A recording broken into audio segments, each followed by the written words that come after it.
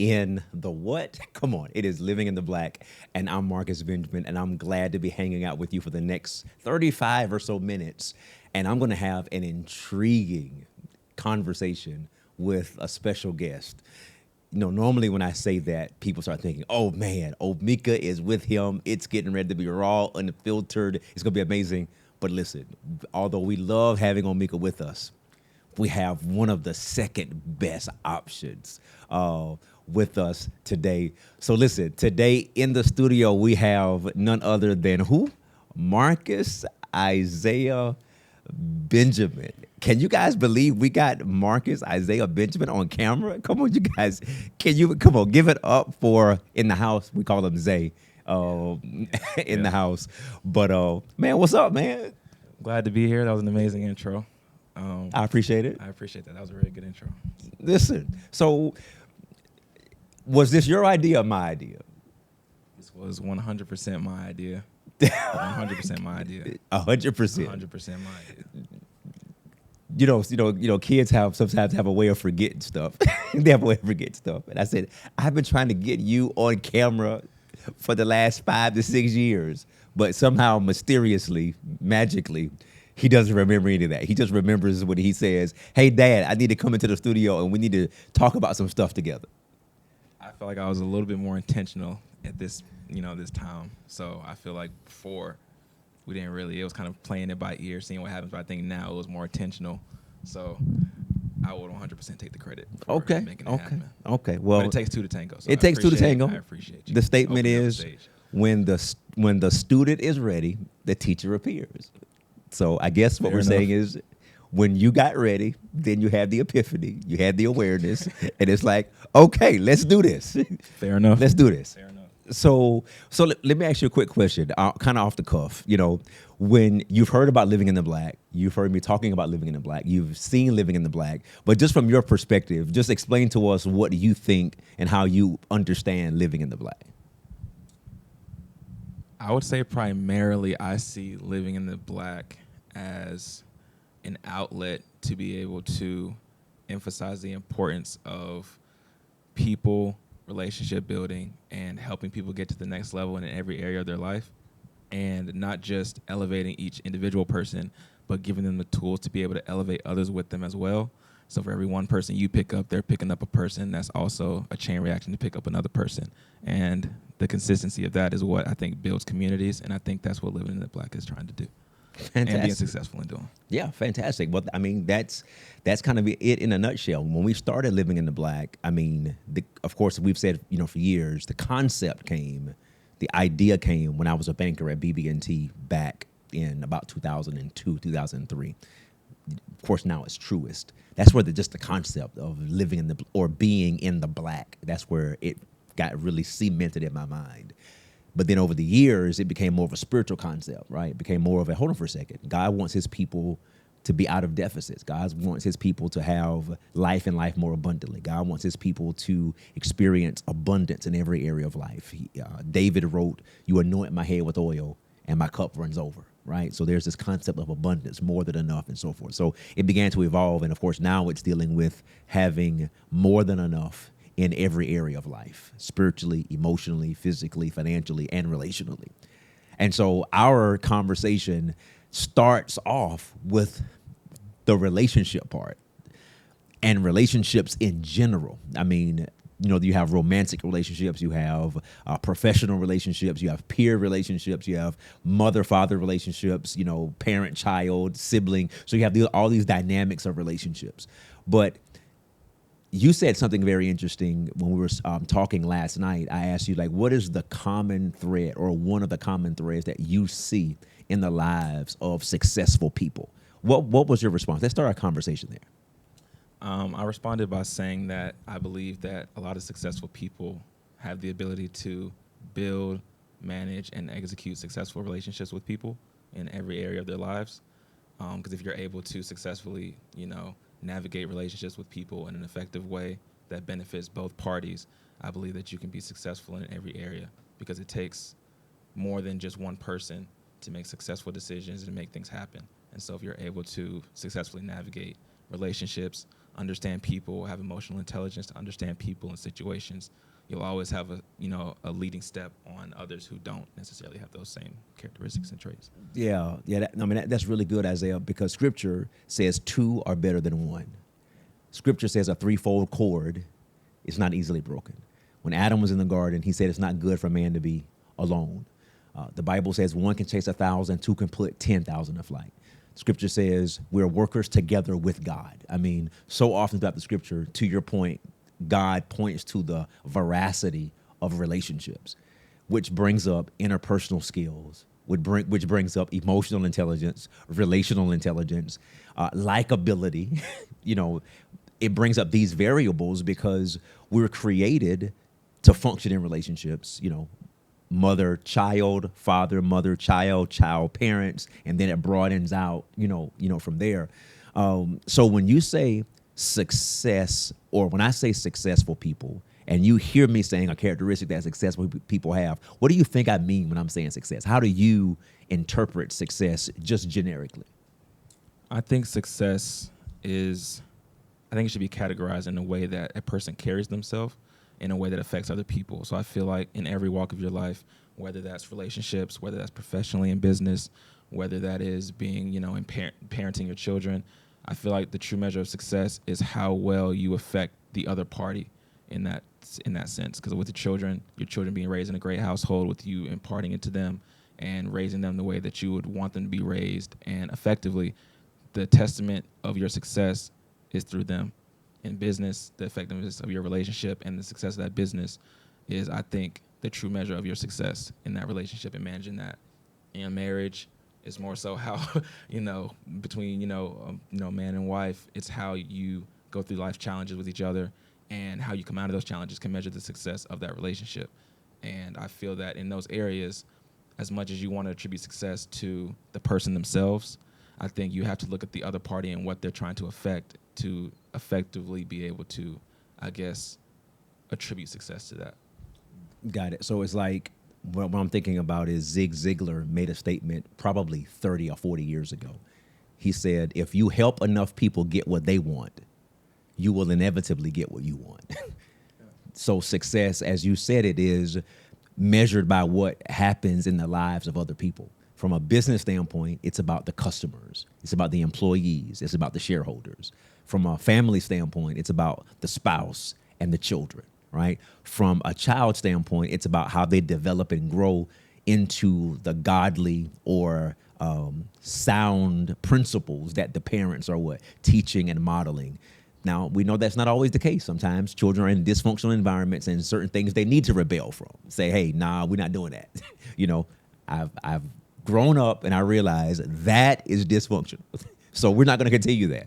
That's a part of emotional intelligence and relational intelligence, being able to separate the emotion or the love you have for someone from the dysfunctional principle that they may be trying to impart. I mean, that requires emotional intelligence, because not everybody was raised, and we were not perfect parents. Omika and I mean, we endeavored to do things as best as we knew how. We endeavored to walk after God's will. We believe we had a solid foundation from the beginning to raise you in destiny, but perfect, far from it. But what we endeavored not to do is to emulate in front of you guys the wrong behaviors and the wrong examples that do not produce the kind of outcomes that would be beneficial for you, glorifying God, et cetera, et cetera. That's what we endeavored to do. What's your off the cuff remark to that?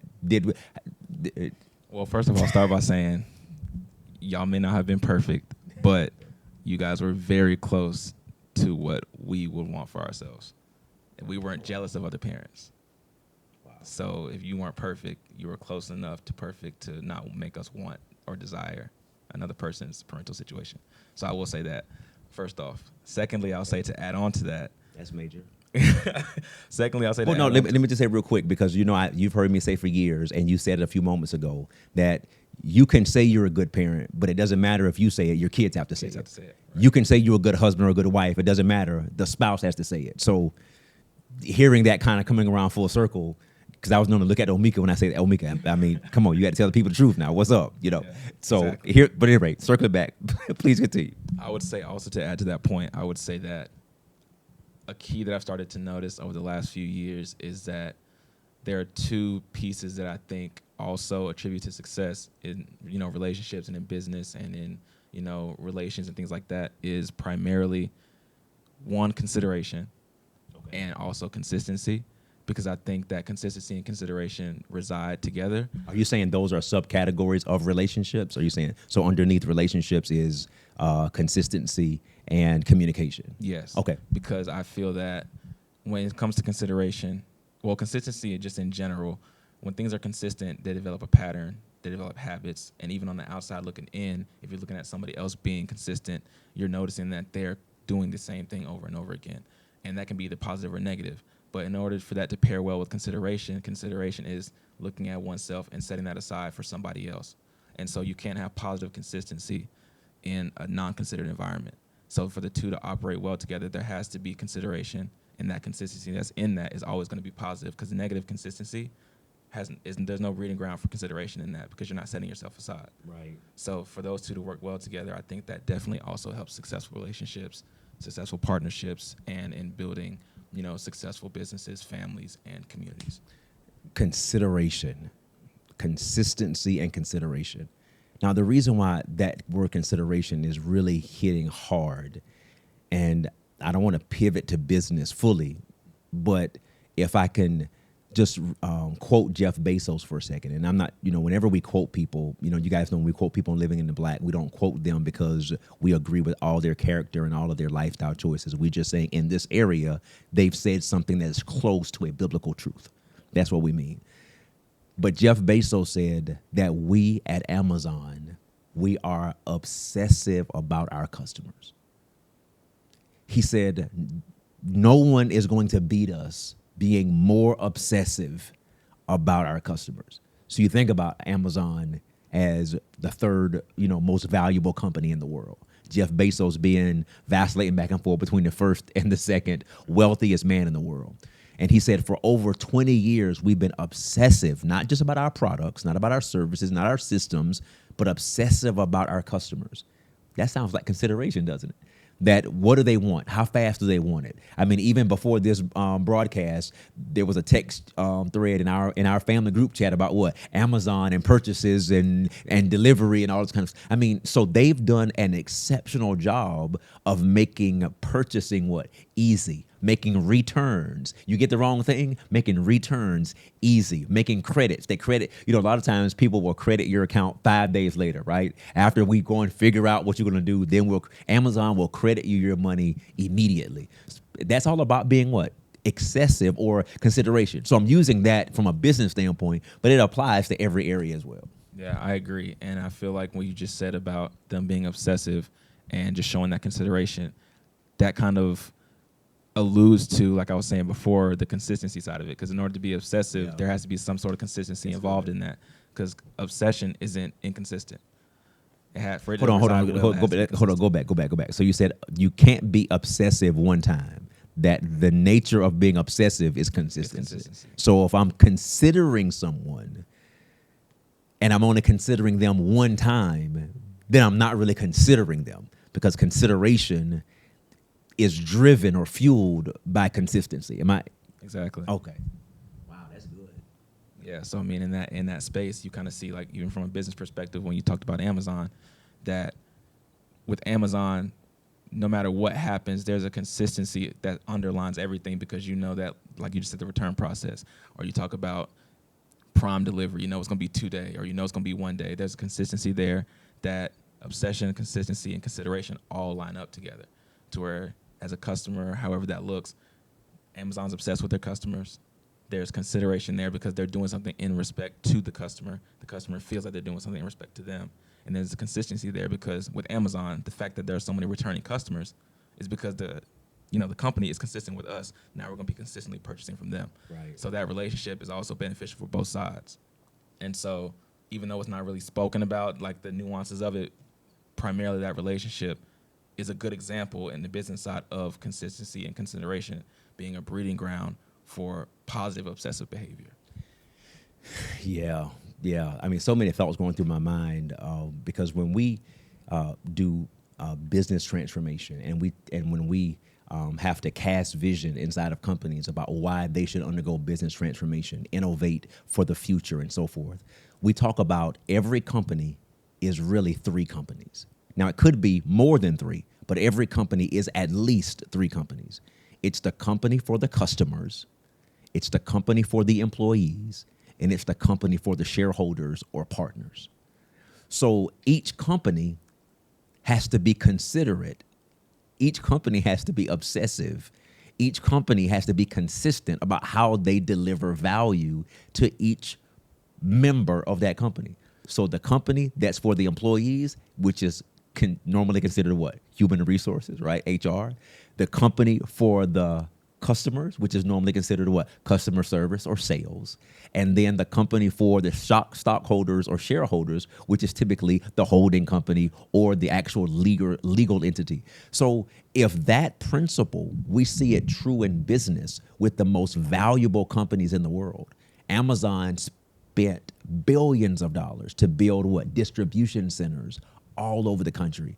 They spent billions of dollars to what? Develop trucks and Amazon trucks. And they created an entrepreneurial segment within their business model, right? Hey, you want to drive trucks? You want to have your own business? Drive one of our trucks, right? Drive one of. So what? They can get packages delivered to rural customers faster and quicker. All of that investment was designed to what? Show consideration to the customer. And in return, it shouldn't be a surprise that they're among the most profitable companies in the world. Now, if we take that and apply that to marriage, apply it to family, apply it to our own personal development, how it really shouldn't, whenever, I guess I would say a different way, that if we're looking at deficits in any area of our life, relationally, we should start with consideration. Absolutely. Because like you just said, with the consideration side of it, the consistency side of it, and you're thinking about value, if you want to feel and you want to understand where the lack of value is in a relationship or in any type of, functionality of life, you want to see where am I inconsistent, because I can think I'm considerate all day. But like I just said before, the problem is that consistency and consideration, if they are gelling together, there's a positive reinforcement side of consistency that has to dwell with consideration. You can't have one without the other. So in order to, regulate that value, you have to understand where am I lacking in one or the other, because one can't function without the other. I can't think I'm one and I'm functioning well because another part has to be missing. Right. Like, if like with a chair, like the value of a chair is in the fact that there's consistency where you sit in it, it's going to stay up. Because if it doesn't one time, we're not trusting it no more. Exactly, and the value drops. Yeah. Because that consistency of the fact that that chair is going to stay solid if I sit in it is what produces a stronger value for you to want to consistently stay in that chair, for that chair to consistently, be strong. And so I feel like that's how you kind of have to approach relationships if there's a deficit somewhere, business, family, internal, because if you don't, then that kind of self-reflective piece, if that's removed from it, nobody else is going to be able to objectively see where you're lacking truly other than yourself. And if you can admit that yourself or be able to, I guess, mentally describe that to yourself, understand where I'm wrong, and then prescribe the emotional medication to be able to Right. fix that, nobody's gonna do it for you, and then that's just gonna tear relationships. Wow. So what you just described is actually the major components of the recipe for a strong brand. Because what makes a strong brand is consistency. A strong brand isn't someone who delivers amazing customer service one time. A strong brand is when millions of customers experience amazing customer service, right? You're always going to have somebody who you just can't please no matter what. They're going to give you a 1 star because you said the package was going to arrive by 10 and they got there at 10:30. Right. Forgetting about the fact that you ordered it, 9 o'clock last night. Forget about that. Yeah. So you could have someone, they didn't deliver my package on time, 2 stars. Anybody else, who with normal common sense would say, man, I still got this package within 24 hours, less than 24 hours, and it was only 30 minutes behind. 5 star, So you're always going to have those people that you cannot satisfy or please no matter what you do. But to your point, if we're talking about driving customer value, if we're talking about driving value in relationships, in our marriage, with our children, with our parents, with our peers, et cetera, it's about consistently delivering value. And the brand is established to where it's like, okay, this is how this person is going to show up all the time. Like on a regular basis, they're going to show up like this. And showing up like that causes other people to have an opinion, like this is who this person is. And so we mentioned a little bit about that last night, although we're not going to go into all the details about it. We actually had almost a 4-hour conversation. It was almost a 4-hour conversation about this. But without divulging too many details, at least for this segment, that is, we talked about how when someone has a habit of showing up a certain way, consistently, regularly showing up a certain way, and then they stop showing up that way as consistently as they were before, and why it's important for us to check on people that we're in relationships with when they don't show up the way that we're accustomed to them showing up, as opposed to getting offended and saying, why aren't they showing up the way that they normally show up? We should say, hold on for a second. They normally show up like X, but periodically now they're showing up like Y. I wonder what's going on, as opposed to getting offended and changing the dynamics of the relationship. So what are some of your thoughts about that? I mean, primarily, I'd say that, of course, without divulging too many details, I would say that as people, I feel like we are responsible for, in relationships that we value, we are responsible for understanding and watching patterns in people. We are under our own guard for being able to understand that. And so at the end of the day, if I notice that something is off for somebody else in their pattern, I should not take it upon myself to feel negatively about their pattern shifting off the rip. I should be able to take it upon myself to inquire about the difference in pattern, why the pattern may be that way now, and if I value the relationship, what can I do to fix that? Because at the end of the day, you want somebody in reverse to do that for you. Right. Because you may not have the energy, or you may not even have the mental or emotional capacity to be able to function in that space. You may not have that emotional capacity to be able to fix that space yourself. So you want to hope that your relationship is strong enough to where the other party is able to meet you halfway, or whatever way they need to meet you, so that way you can show up in the way you have to. And so I feel that as people, we would rather take offense first than to take a step back and understand this isn't an attack on me. Their pattern or lack thereof is not an attack on me. It's a reflection of where they are right now, not a reflection of how they want to be towards me. And a lot of times as people, we just miss that. A deviation. So, that emotional intelligence component, that relational intelligence, especially in a generation or in a world where it's like offense is being mass marketed. Like relational offense is being mass marketed. I mean, all of us get these reels that come across our social streams, whether it be regularly or whatever. And I'm telling you, when this stuff comes across my feed, 9 out of 10 times, it's dysfunction in somebody's relationship. It's somebody cheating on somebody. It's somebody lying on somebody. It's somebody trying to figure out why somebody ghosting them. It's somebody, I'm like, oh, well, hold on for a second. Now, if I'm getting this and I'm not even regularly in this space, right. Imagine what the people are getting who this is their world.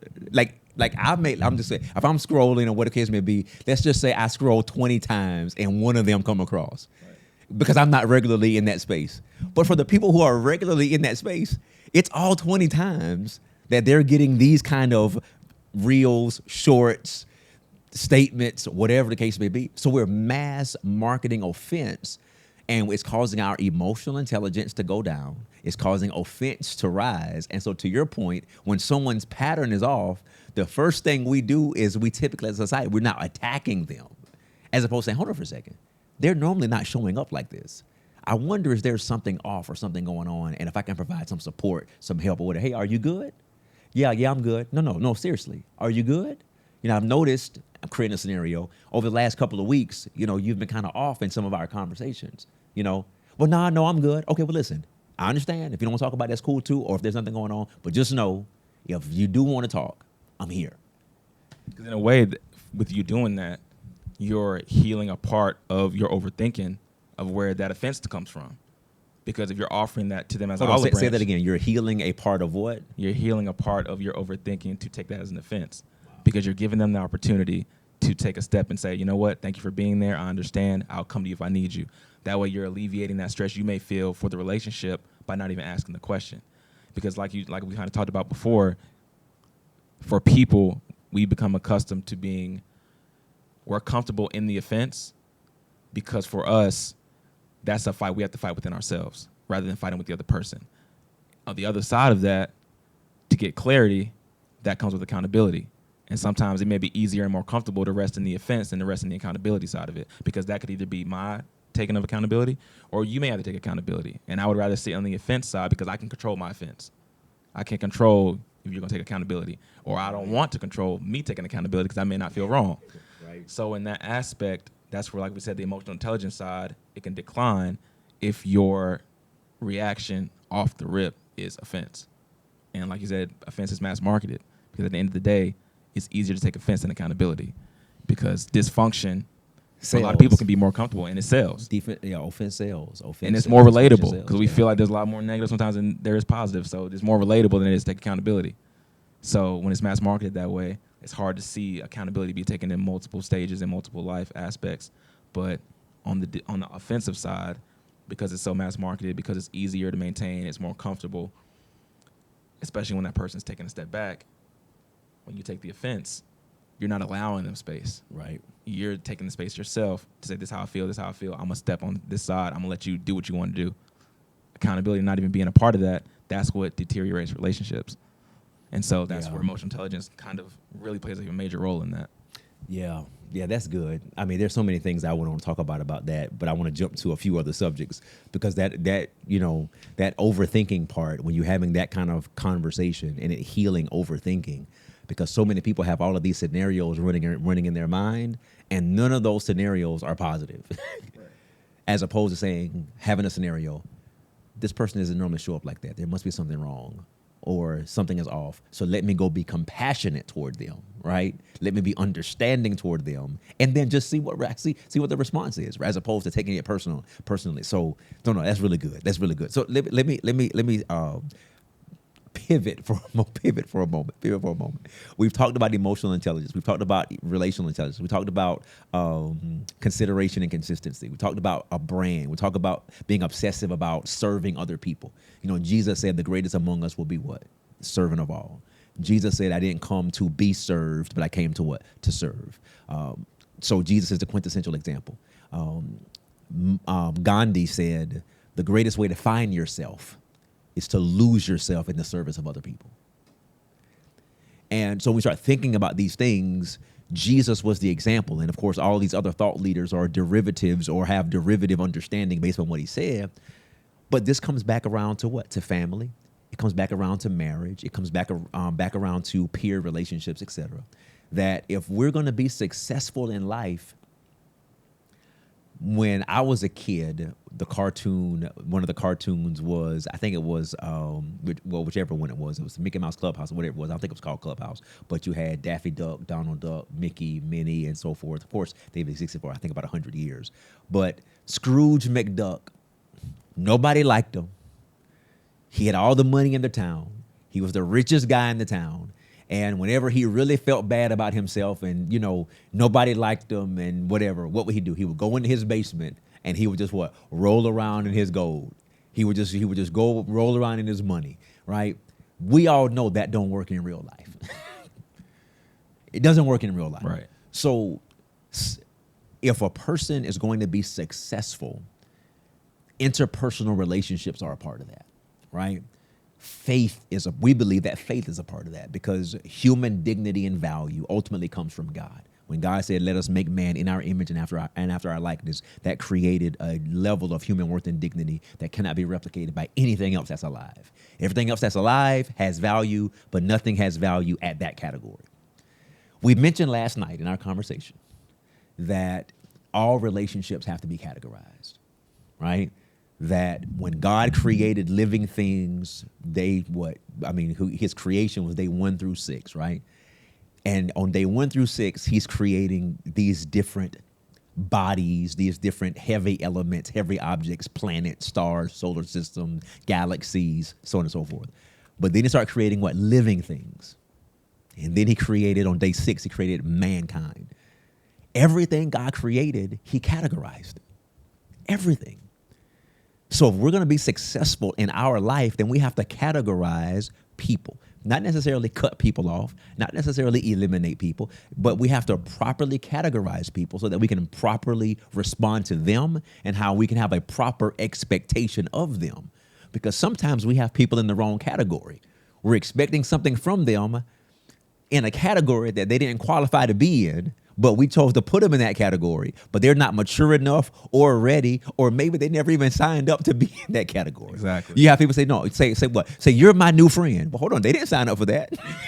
Hold on for a second. Just because you want to treat them like a new friend, they may be saying, no, I'm okay being on the peripheral. So just what are your thoughts about just the categorizing relationships in order to manage the right expectations? I feel that when you categorize relationships, you can only categorize relationships based on your level of understanding of people. And so if you can't understand the intricacies of different people and understand how they are able to show up in your life as a reflection of where they are in their life, you will always be disappointed in how they show up. And so as a person that leads a life, whether that's in any area of family, business, however else you want to see it, you have to be able to understand the people that you have in your life, understand how they can show up in your life, how you can show up for them in your life, and then categorize them as such. Because when you don't, you aren't managing your expectations. You're projecting your imagination of expectations. And so in that sense, whatever you're thinking in your head, whatever your imagination is of expectations, somebody else can't hold themselves to that standard, because at the end of the day, that's not reality, that's fantasy. Right. And so then you can't fault people for not being able to show up. So when you categorize them in the right ways, you're then able to, one, manage expectations of yourself, of how you show up, manage their expectations of how they're going to show up for you. And then in the end, that breeds proper communication when there are troubles or when there just needs to be a conversation. Because at the end of the day, in today's time, with technology and things like that going on, there's not a lot of really face-to-face, one-on-one communication. And there's really you can't lack communication in a relationship that you want to feel strongly in. And so part of that, categorization is having those conversations about, where people are and just vocalizing that, not just the assumption of categorization, but the reality of intentional categorization. Wow. When you, so many rich pieces to that, Isaiah, so many rich pieces, because what you say is not about even imagination and projecting our imagination on other people. I'm reminded of a quote. I can't remember the philosopher's name right off the top of my head, but he said, potential doesn't exist from your perspective towards someone else. What you call potential in someone else is really what you would do if you were in their situation. Right. That is disruptive. That is, for me personally, who has I interact with thousands of people every year, and it's been that way for almost 30 years. And I have looked at people in certain situations and be like, man, they got so much potential. They just don't realize it. And the reason why they don't realize it is because they're not you. They are them in that situation with their unique experiences, their unique exposure, their unique education, their unique context. So therefore, they don't see what someone on the outside sees, because I'm seeing from a healthier vantage point or from a higher vantage point. So I'm able to see if they did this, this, and this, then they could have that, that, and that. And they can't see what? Any of it. So properly categorizing people and not having, as you said, unrealistic expectations based upon an imagination that I created, it means I categorize people based upon their habits. Not their potential, but their habits. So if this person is known for regularly not showing up, I should not categorize them in the group of people that I expect to be on time. Because if I'm expecting them to be on time, but their habits, or as you said earlier, their pattern shows they are never on time. And you're gonna fault them for For their not lack of showing up, which is really just your projection of their potential. Exactly. So it's really not their fault. I just have them in the wrong what? Category. Exactly. So I need to categorize them as the person who's never going to be there on time. So anything that I need done that requires timeliness, Not them. it's not that person. And so Ennis is our executive producer. Shout out to Ennis. Everybody knows if we're scheduled to be here at 11:30, which like we were today, Ennis is going to be here at 10:45. Everybody knows that. He's going to be here 45 minutes ahead of time. And it's been that way for almost 3 years. And in the 3 years of that, I think there's probably only been maybe 2 or 3 times where he hasn't been here. No, I mean, literally, if I'm here working at the office, and let's just say, for instance, we have a production time at 12. And let's just say, for instance, I'm in the office, doors closed, I'm on Zooms, on phone calls, or what the case may be. I never have a thought that if I walk out of my office, Ennis is not going to be here if stuff is going to be set up. Like, I never have a thought. I'm in the office, on Zooms, on phone calls. I just know when I come out, he's going to say, hey, sir, you ready to get started? Like, I don't even have to hear the door open. I don't have to hear anything happen because he has his pattern, his habits have shown I should be put in the category of people Marcus can what? Depend on and count on to get stuff done. Absolutely. So I'm not projecting anything on him. I am simply responding to him based upon how he has shown up on a regular basis. Exactly. What are your thoughts about that? I think that's a good point to make because it shows that somebody who takes importance in understanding people and patterns to really realize that, because at the end of the day, even if he showed up a little bit late one day or whatever, the fact that you had recognized a pattern of success in his timeliness, you're then able to say, like we alluded to before, if he's not there, you're like, okay, what's wrong? Like, let me reach out and let me see what's wrong. Let me ask. No, that literally, and Ennis knows it. Literally, I said, hold on for a second. At the few times it has happened, I said, hold on, Alan, call Ennis. Something's wrong. Like, it was never, I can't believe he's not here. No, it's something is wrong. Call him, find out what's what, because he will normally be here at X time and he's not. So one of the, I think, and we got to be in the wine. I think we're far beyond our 35 minutes, by the way. Can't hit that 4 hours today. Yeah, no, we're not doing 4 hours today. We're not doing 4 hours today. I mean, my time in my head is saying that we're probably somewhere right at 38 minutes. That's where my time is in my head right now. I'm not sure how close we are, but I think we're probably somewhere at 38 minutes right now. Ennis can mark that. He can tell me how close I am. He can tell me how close I am at this moment. But I'm not gonna be off by 2 or 3 minutes. I'm gonna be somewhere around. We're somewhere around 38 minutes right now. And I don't have a timer going either. But anyway, my point is this: for young adults like yourself, you're 24 years old. You finished undergrad a couple years ago at College of Charleston. You're in an MBA program, an advanced MBA program right now at Villanova. So shout out to College of Charleston and shout out to Villanova. Shout out Nova. Shout out, not Nova now. Got you. Go Wildcats. Go Wildcats. Got it. Was College? Was it? What was it? The Cougars or what was it? Cougars. So it's still in the Cat family. Still in the Cat family. Still in the Cat family. But let's which we've just kind of jumped around. We talk about categorizing people and so forth. But let's finish our conversation taking a hard pivot. Okay. Let's take a hard pivot. We're gonna slam on the brake and we're gonna turn. Okay. And let's turn and let's just talk about business and artificial intelligence for a moment. Let's take a hard turn. You mentioned earlier about technology. You mentioned earlier about how technology changes relationships, changes how we interact with each other, so on and so forth. But as a 24-year-old in an advanced MBA program, having been in undergrad, having, going into grad school and getting ready to go to another career and so forth, what is your perspective about artificial intelligence, business, the future of work? Just what are your thoughts as a 24-year-old in business, in school, and as well as someone who's in the work environment? What are some of the things you're thinking about? Primarily, I'm going to say first off that I believe that responsible artificial intelligence is already going to be the future. It's now. And even though it's a very learned space where you really have to indulge in the learning of it and really engulf yourself in understanding AI, understanding the bits and pieces of it and what comes with it, I believe that the lack of urgency of especially small businesses when it comes to learning that is what's ultimately going to create a funnel of where these larger corporations are going to buy out a lot of these smaller businesses, and instead of running them solely themselves, they just may just deploy AI agents or an artificial intelligence system to run that business. And the only leverage they have in that is understanding that, hey, we understand how this technology works.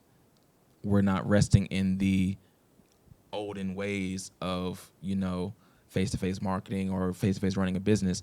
We're now starting to rely on technology, and they're taking the lack of urgency and efficiency of small businesses as a leverage point to be able to then later on buy out some of these businesses or create a market where they're not able to function.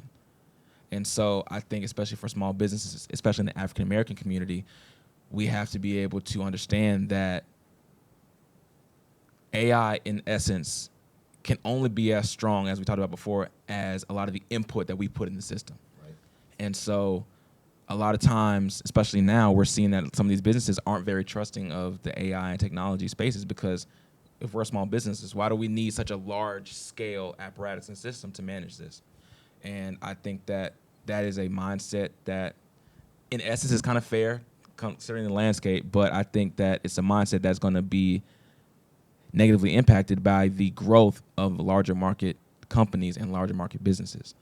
Wow. No, I mean, I agree with that, and I like the way you started off by talking about responsible AI, because it contextualizes or categorizes, as we talked about before, that there, even from a business standpoint, how we do business, we must categorize the terminology and how we approach disruptive technologies such as artificial intelligence. Exactly. We must categorize it correctly. And so to that point, you mentioned about smaller businesses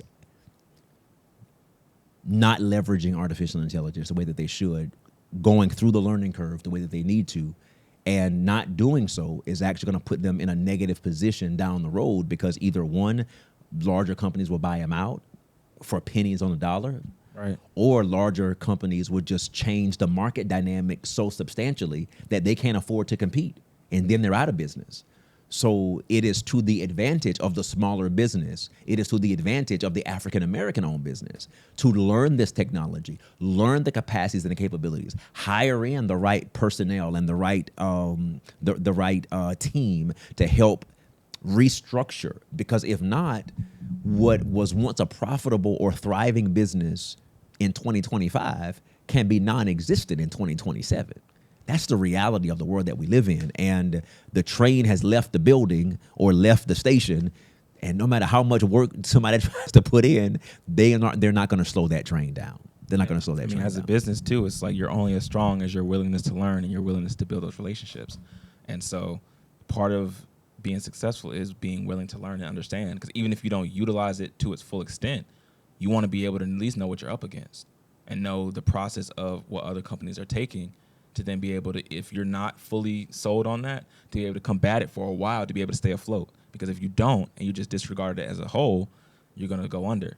Because even like you see, like I guess in books like The Art of War and those books and everything like that, even though there is an enemy on the other side, you want to know who your enemy is. Right. If that's the case. And so people who are just willing to not learn in general, I feel like that's not the right mindset to have. Because even if you're not going to utilize it, at least understand it, so you can be able to function in this environment that may be changing faster than you may like, but you're able to at least understand how to maintain in that space to where you don't necessarily just flatline and go under. Right. No, that's good. Well, so listen, as we close out Living in the Black, we can't close out without at least asking you the question about how has your faith in God affected who you are today and how you approach life relationally, business, career, or being Isaiah in the world. So let's close out and just share briefly about how your faith has impacted and affected who you are today. It's been a foundation for me that has been there when the materialistic things aren't. And as a person who, of course, we pride ourselves in not, quote unquote, glorifying materialistic things, but we live in a world where a lot of what we do is based on the material. And it's easy to rest in that when that becomes a pattern of everyday life, of what you're relying on, spaces you're in. And when those things are inconsistent, you have to have something to, I don't want to say fall back on, because that should still be a part of your daily life, but you want to have something that's a strong foundation where that doesn't shake you. And so whether that's, educational, lacks thereof, when, you don't get into college, you don't get the funding you want, or like with a job, you don't get the raise you want, relationships, you don't get the girl you want or something like that. Having a strong foundation in your faith, or specifically for me, having a strong foundation in my faith, that gives me the ability to look at situations for what they are and realize that I have leverage in the situation, that the person who doesn't have faith doesn't have leverage when those hardships come. My leverage is my faith.